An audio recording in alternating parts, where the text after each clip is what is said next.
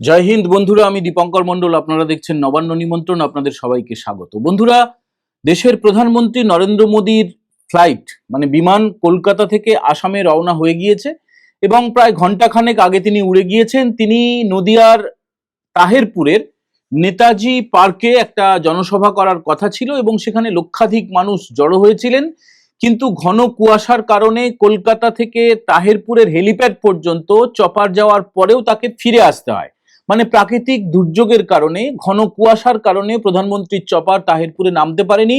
তিনি কলকাতায় বেশ খানিকক্ষণ ছিলেন এবং কলকাতা থেকেই দূরভাষের মাধ্যমে তিনি বক্তৃতা দিয়েছেন। তিনি এ রাজ্যকে জঙ্গলরাজ আগেই বলেছেন, আজকে তিনি বলেছেন মহা জঙ্গলরাজ, এবং অদ্ভুতভাবে জাতীয় সড়কের ওপরে গো ব্যাক মোদি সেই পোস্টারের ছবি তার কাছে পৌঁছে গিয়েছিল। সে বিষয়েও তিনি মুখ খুলেছেন। তিনি যেটা বলেছেন যে এ রাজ্যের সরকার বা এ রাজ্যের শাসক দল বা এ রাজ্যের যারা শাসক দলের অনুগামী, তারা রোহিঙ্গাদের, অনুপ্রবেশকারীদের গো ব্যাক বলতে পারে না, কিন্তু তারা প্রধানমন্ত্রীকে বলে গো ব্যাক। তো তার বক্তব্য মোটামুটি আপনারা গণমাধ্যমে কেউ কেউ শুনে নিয়েছেন, ফেসবুকে বা টুইটারে বা টিভিতে বা বিভিন্ন পোর্টালে।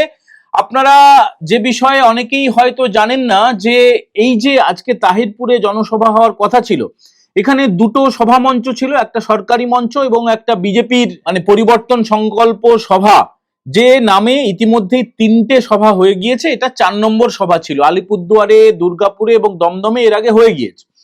তো সরকারি সভা মঞ্চে সেখানে আপনারা খেয়াল করেছেন নিশ্চয়ই যে রাজ্যের রাজ্যপাল ডক্টর সিভি আনন্দ বোস এ রাজ্যে 3200 কোটি টাকা, 3200 কোটি টাকার একটা প্রকল্প উদ্বোধন করেছেন এ রাজ্যের রাজ্যপাল ডক্টর সিভি আনন্দ বোস। এটা জানেন? এই যে সভা মঞ্চটা, এখানে ডাকা হয়েছিল আমাদের পিসিকে।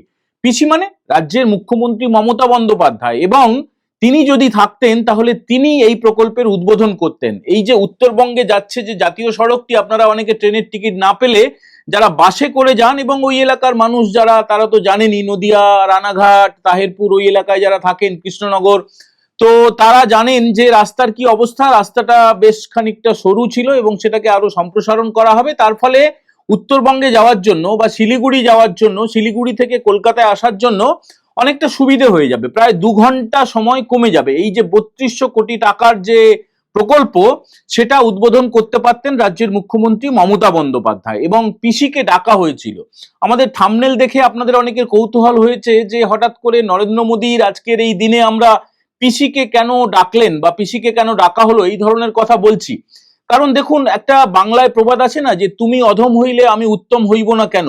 রাজ্যের মুখ্যমন্ত্রীকে এই কারণেই ডাকা হয়েছিল। তিনি যখন কোনো জেলা সফর করেন, তখন কিন্তু সেখানে কোনো বিরোধী দলের কোনো জনপ্রতিনিধিকে ডাকা হয় না, বিজেপির কোনো বিধায়ক বা বিজেপির কোনো সাংসদ, কাউকে ডাকা হয় না। কিন্তু এটা এক ধরনের বিরল সৌজন্য বলতে পারেন। নরেন্দ্র মোদীর যে প্রধানমন্ত্রীর দপ্তর, সেখান থেকে রীতিমতো একদম আনুষ্ঠানিকভাবে নবান্নে চিঠি পাঠানো হয়েছিল রাজ্যের মুখ্যমন্ত্রী মমতা বন্দ্যোপাধ্যায়কে। এবং আগে থেকে বলতে পারবে না যে আমি চিঠি পাইনি, বলতে পারবেন না যে হঠাৎ করে ডাকলে আমি কি করে যাব, আমার অনেক কাজ থাকে। আজকে শনিবার, তার আজকে নবান্নে যাওয়ার নেই, আজকে কোনো সরকারি কর্মসূচি নেই, আজকে তৃণমূলের কোনো অনুষ্ঠান নেই। এই সমস্ত কিছু জানিয়ে তাকে একদম আন্তরিকভাবে প্রথা মেনে আমন্ত্রণ জানানো হয়েছিল, কিন্তু রাজ্যের মুখ্যমন্ত্রী সেই সৌজন্যের কোনো উত্তরটুকুও দেননি। তিনি যাবেন না, সেটা মোটামুটি আপনারা সবাই জানতেন, বিজেপির সবাই জানতো। হয়তো প্রধানমন্ত্রী নরেন্দ্র মোদী সবকিছুর পরেও আশা করেছিলেন যে পশ্চিমবঙ্গের উন্নয়নের জন্য যেহেতু প্রকল্প ঘোষণা করা হবে, হয়তো মুখ্যমন্ত্রীকে দিয়েই তার ফিতেটা কাটানো হতো, রিমোট কন্ট্রোল দিয়ে যে উদ্বোধনটা করা হয়, যেটা তো মমতা ব্যানার্জি খুব ভালোবাসেন। আপনি দেখবেন যে 2026-এর বিধানসভা নির্বাচনের আগে তাকে শিলাবতী বলা হয়, খালি শিলা পুঁতে যান, এক কাঁড়ি খালি শিলান্যাস করে যান, কোনোটা কাজের কাজ কিচ্ছু হয় না। তো শুধু কি মমতা ব্যানার্জি, তৃণমূলের যারা জনপ্রতিনিধি অনেককেই ডাকা হয়েছিল, একদম লিস্ট, আমরা একদম প্রধানমন্ত্রীর দপ্তর থেকে যে লিস্টটা প্রকাশ করা হয়েছে সেটা ধরে ধরে আপনাদেরকে বলছি। এখানে ডাকা হয়েছিল ব্যারাকপুরের তৃণমূল সাংসদ পার্থ ভৌমিক, তাকে ডাকা হয়েছিল।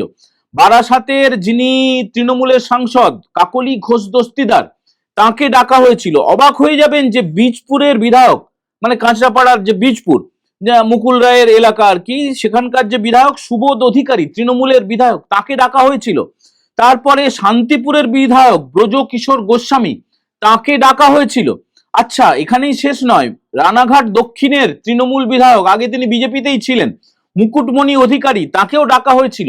দেখুন, তৃণমূলের যারা সাংসদ বিধায়ক ওই জেলার তারা তো যাবেন না, এটা তো ঠিক আছে ধরে নেওয়া যায়, কারণ তাদের যিনি নেত্রী, তৃণমূল নেত্রী, রাজ্যের মুখ্যমন্ত্রী মমতা বন্দ্যোপাধ্যায়, তিনি যদি হ্যাঁ বলতেন তাহলে হয়তো এই লোকগুলো যেতেন। তো রাজ্যের বিরোধী দলনেতা শুভেন্দু অধিকারী, রাজ্য বিজেপির সভাপতি তথা সাংসদ শ্রমিক ভট্টাচার্য, শান্তনু ঠাকুর, সুকান্ত মজুমদার, যারা কেন্দ্রীয় মন্ত্রী তারা ছিলেন, এবং লক্ষ লক্ষ মানুষ ছিল। আপনারা যারা পরে টিভিতে দেখবেন খবর, সেখানে দেখবেন কিছুটা বিকৃত করে দেখানো হবে, ঠেলাঠেলি হচ্ছে। আরে বাবা, সেখানে পুলিশ অনেককে বাধা দিয়েছে বলে পরিষ্কার ছবিতে দেখা যাচ্ছে। পুলিশ কেন বাধা দেবে? এটা কি কোনো ওই নবান্ন অভিযান নাকি পুলিশ বাধা দেবে? যারা ভারতীয় জনতা পার্টির কর্মী সমর্থক তারা প্রধানমন্ত্রীকে দেখতে আসবেন, সেটা তো খুব স্বাভাবিক। এমনকি ট্রেন দুর্ঘটনা আজকে হয়েছে, এই কুয়াশার কারণে ট্রেন দুর্ঘটনা হয়েছে, সেখানে কয়েকজন বিজেপির কর্মী সমর্থক তারা জখম হয়েছেন এবং কয়েকজন মারা গিয়েছেন বলে খবর পাওয়া যাচ্ছে। প্রধানমন্ত্রী নরেন্দ্র মোদী কলকাতা বিমানবন্দরে বসে এখান থেকে দূরভাষের মাধ্যমে যে বক্তৃতাটা দিয়েছেন, শুরুতেই তিনি দুঃখ প্রকাশ করেছেন এবং তিনি তাহিরপুরে আসতে পারেননি বলে, নেতাজি পার্কের যে লক্ষ লক্ষ মানুষ যারা জড়ো হয়েছিলেন তাদের সামনে আসতে পারেননি বলে দুঃখ প্রকাশ করেছেন। পাশাপাশি যারা আহত হয়েছেন, নিহত হয়েছেন, তাদের পরিবারকে তিনি সমবেদনা জানিয়েছেন। এ তো গেল, এবং বক্তৃতাতে কি বলেছেন সেটা মোটামুটি আপনারা জানলেও আরেকবার একটুখানি রিকল করে নিন। এই যে মহা জঙ্গলরাজ চলছে, যে মহা দুর্নীতি চলছে, মহা কেলেঙ্কারি চলছে, এবং এর পাশাপাশি গো ব্যাক বলা হচ্ছে প্রধানমন্ত্রীকে। ভাবতে পারেন, গো ব্যাক কোনো অনুপ্রবেশকারীকে বলা হচ্ছে না, দেশের প্রধানমন্ত্রী। এবং এখানে গেলেন না, ঠিক আছে, মমতা ব্যানার্জি নাহলে তাহিরপুর গেলেন না, তার নীতিগত কারণে তিনি যাননি। তাকে তো 5 লক্ষ কণ্ঠে গীতা পাঠে যখন ব্রিগেডের সভায় ডাকা হয়েছিল তখনও তিনি যাননি। তো তারপরে তিনি বলেছিলেন ওটা বিজেপির সভা, আমি কি করে যাব। কিন্তু আজকে তাহিরপুরে বিজেপির সভার বাইরেও আর একটা সভামঞ্চ ছিল মাননীয় মুখ্যমন্ত্রী সততার প্রতীক, যেখানে ডক্টর সিভি আনন্দ বোস ছিলেন। আপনি চোখে ঠিকঠাক দেখতে পাচ্ছেন তো? একটুখানি ছবি দেখবেন, একটুখানি ভিডিও দেখবেন, খবর নেবেন। খবর আপনি রাখেন, কিন্তু আপনি পরে একটা মিথ্যে কথা বলে দেন যে এই কারণে আমি যাইনি। এখানে রাজ্যপাল যদি যেতে পারেন, আপনি কনসা ক্ষেতের মূলি? আপনি যেখানে যাচ্ছেন সাংবিধানিক প্রধান, আপনি প্রশাসনিক প্রধান হিসেবে আরামসে থাকতে পারতেন। আপনি আসলে যাননি, তার কারণ আপনি চাননি যে এ রাজ্যের কোনো উন্নয়ন হোক। তার কারণ এ রাজ্যে গত 14.5 বছরে কিছুই হয়নি, আর আপনি একটা উন্নয়নের পাঁচালি প্রকাশ করেছেন নবান্ন থেকে প্রধানমন্ত্রী আসার ঠিক আগের দিন সন্ধ্যায়, যেখানে বিরাট বিরাট ঢপবাজির কথা বলা হয়েছে, যেভাবে আপনি চপ বিক্রি করতে বলেন এবং আপনি কর্মসংস্থান বলেছেন 2 কোটি, সেগুলোর কিন্তু দেখা নেই। এবং এই মিথ্যেগুলোকেই আপনি প্রচার করবেন। আর যখন চোখে দেখা যায় যে ন্যাশনাল হাইওয়ের সম্প্রসারণ হচ্ছে, জাতীয় সড়কের সম্প্রসারণ হচ্ছে, সাধারণ মানুষ যেখানে উপকৃত হচ্ছে, সেটা আপনি চান না বলেই আপনি যাননি। অথচ আপনি পরে আপনারা দেখবেন, দর্শক বন্ধুরা, আপনারা দেখবেন যে মুখ্যমন্ত্রী বলবেন যে আমি বিজেপির সভায় কি করে যাব। বিজেপির সভায় তাকে ডাকা হয়নি। যে 3200 কোটি টাকার প্রকল্প আজকে উদ্বোধন হলো, সেই উদ্বোধন মঞ্চে পিসিকে ডাকা হয়েছিল। পিসিকে ডাকা হয়েছিল।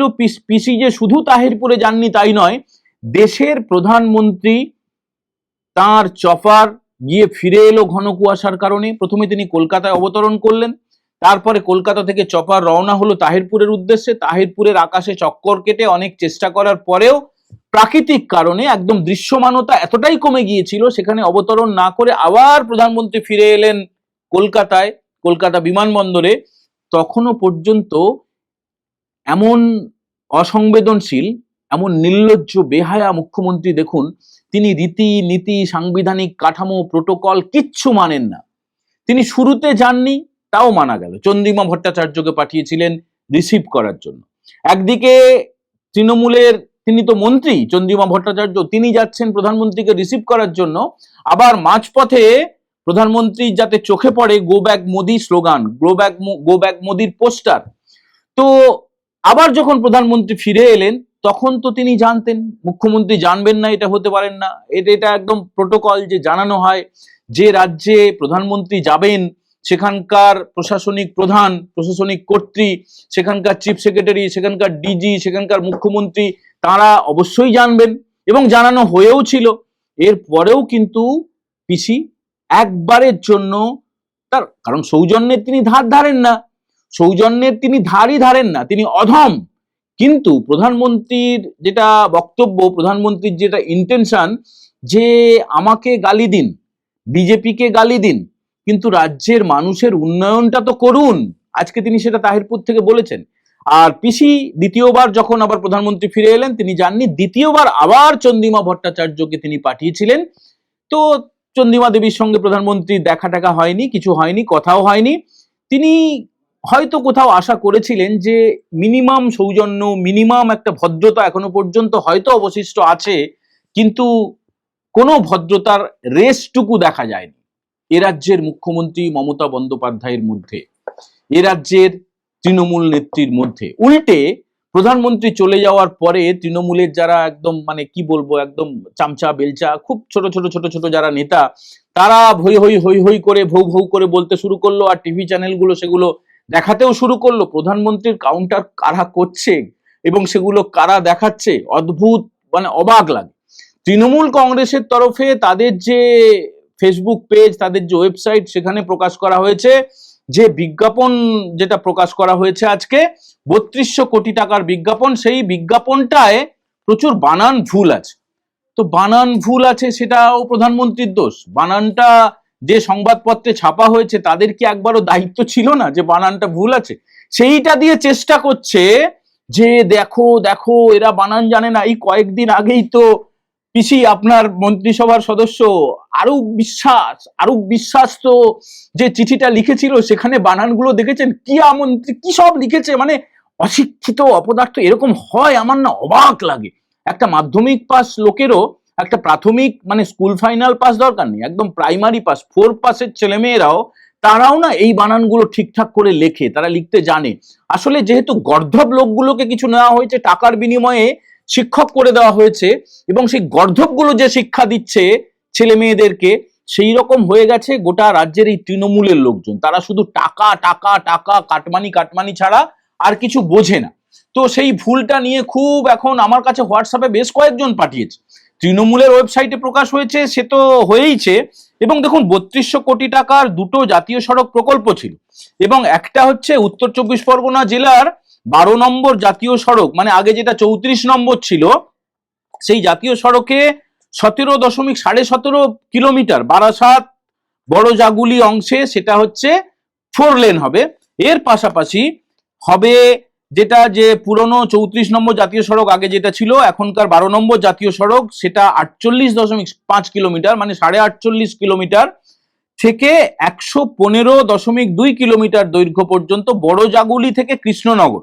মানে ওই এলাকায় যারা ছিলেন তারা জানেন যে ওই রাস্তাগুলো সত্যি কিছুটা সংকুচিত, এবং এই সম্প্রসারিত হলে 4 লেন হলে একদম খুব দ্রুত উত্তরবঙ্গে আমরা যেতে পারবো, বা উত্তরবঙ্গের বিভিন্ন জেলা তো বাদ দিলেও নদিয়া থেকে কলকাতায় আসা, কলকাতা থেকে নদিয়ায় যাওয়া, এইটা খুব স্পিডি হয়ে যাবে। রাস্তা উন্নত হলে কি হবে? ট্যুরিজম ভালো হবে, রাস্তা উন্নত হলে কৃষি ভালো হবে, এলাকার অর্থনীতি ভালো হবে। রাস্তা ভালো হলে সমস্ত মানুষের জীবন যাপন, সেখানকার কেউ অসুস্থ হলে অ্যাম্বুলেন্সে করে যাওয়া আসা, বিভিন্ন রকমের আর্থ সামাজিক ভাবে উন্নয়ন হবে। এবং এটা এই যে উন্নয়নগুলো, যে মাল্টি ট্র্যাকিং বিকল্প রুট তৈরি হবে, এবং এটা অর্থনৈতিক যে অবস্থা রাজ্যের যা তলানিতে ঠেকে গেছে সেটা কিছুটা হলেও চাঙ্গা হবে। এটা চায় না, এটা রাজ্যের সরকার চায় না।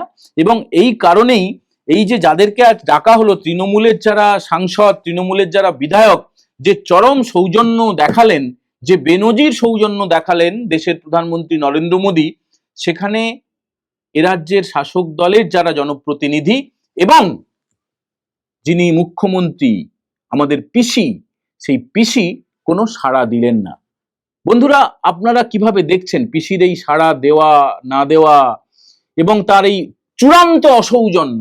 দেশের প্রধানমন্ত্রী নরেন্দ্র মোদী কলকাতায় এসে একটা প্রাকৃতিক দুর্যোগ, ঘন কুয়াশার কারণে তিনি তার কাজের জায়গায় যেতে পারলেন না। তিনি তার কর্মসূচি প্রায় বাতিল হওয়ার মুখে হয়ে গিয়েছিল, এবং মুখ্যমন্ত্রী সব জানার পরেও যে বিন্দুমাত্র সৌজন্য দেখানোর প্রয়োজনীয়তা দেখালেন না। এটা নিয়ে আপনারা অবশ্যই কমেন্ট করে জানাবেন। যদি ভালো লাগে বন্ধুদের সঙ্গে শেয়ার করবেন, এবং যারা প্রথমবার দেখছেন তারা অবশ্যই নবান্ন নিমন্ত্রণ চ্যানেলটা সাবস্ক্রাইব করবেন। আপনাদের অনুরোধেই আমরা কিউআর কোড দেওয়া শুরু করেছি। কেউ চাইলে মোবাইল থেকে সরাসরি স্ক্যান করে আমাদের আর্থিকভাবে সাহায্য পাঠাতে পারেন। সবাই ভালো থাকবেন। আজকের মতো এই এপিসোড আমরা এখানেই শেষ করছি। জয় হিন্দ, বন্দে মাতারাম।